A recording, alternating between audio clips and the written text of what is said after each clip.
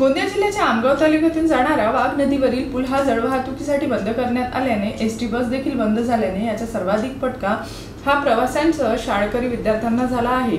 आमगाव तालुक्यातून जाणारा राज्य महामार्ग हा मध्य प्रदेश आणि छत्तीसगड या दोन राज्यात जात असून दर दिवशी या मार्गाने हजारो जड वाहन तसेच प्रवासी वाहन जात असतात। मात्र वाघ नदीवर असलेला पूल हा जीर्ण झाल्याने कधीही खाली कोसळून मोठी दुर्घटना होऊ शकते। हे लक्षात घेता सार्वजनिक बांधकाम विभागाने नदीवर असलेल्या पुलाच्या दोन्ही बाजूला लोखंडी कठडे लावल्याने या मार्गावरील जड वाहतूक बंद करण्यात आली आहे।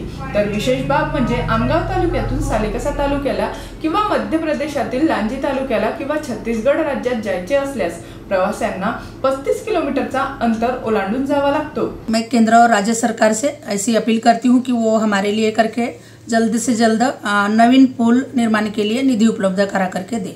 आज बहुत दिनों से सालेकसा आमगांव रास्ते का आवागमन बंद हो चुका है। वहाँ बाघ नदी के ऊपर जो बड़ा पुल था उसकी स्थिति ज़्यादा नाजुक होने की वजह से बड़े वाहनों को आना जाना कलेक्टर साहब के आदेशानुसार बंद किया गया। लेकिन उसके बाद वहाँ पे उस क्षेत्र में आने जो सालेकसा के जो बच्चे लोग छात्र लोग जो आमगांव आकर के शिक्षा ग्रहण करते थे, इन बच्चों का भविष्य अंधकारमय हो गया है।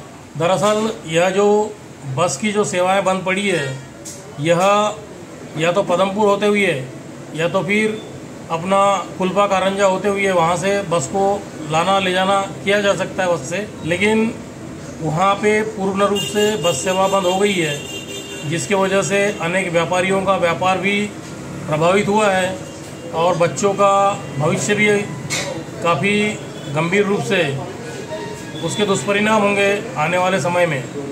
इसलिए शासन से मांग मैं करता हूँ कि अतिशीघ्र इस पुलिया हेतु उसकी जो निधि है अतिशीघ्र दी जाए। हाँ, वाघ नदीवरील पूल हा मागील 2-3 वर्षापासून नादुरुस्त आहे आणि त्यामुळे जड वाहन गेल्यानंतर तो थोडा हालत होता। त्यामुळे आम्ही प्रशासनाला विनंती केली होती की सदर पूल वरील जड वाहतूक बंद करण्यात यावी आणि त्या विनंतीनुसार प्रशासनाने 13 मार्च 2023 रोजी नोटिफिकेशन काढलं होतं की सदर पुलावरून जड वाहतूक बंद करण्यात यावी। तर त्या अनुषंगाने आता यावर्षी हाईट बॅरियर लावून जड वाहतूक बंद करण्यात आलेली आहे। तरी जड वाहतूकधारकांनी थोडं म्हणजे याबद्दल सहकार्य करून आपला जो पर्यायी रस्ता आहे लांजी रोडवरील कुलपा मार्गे असा एक दुसरा रस्ता आहे, त्या मार्गाने आपली जड वाहतूक न्यावी व प्रशासनाला सहकार्य करावं। हा 2 वर्षापासून आम्ही फॉलोअपमध्ये आहोत।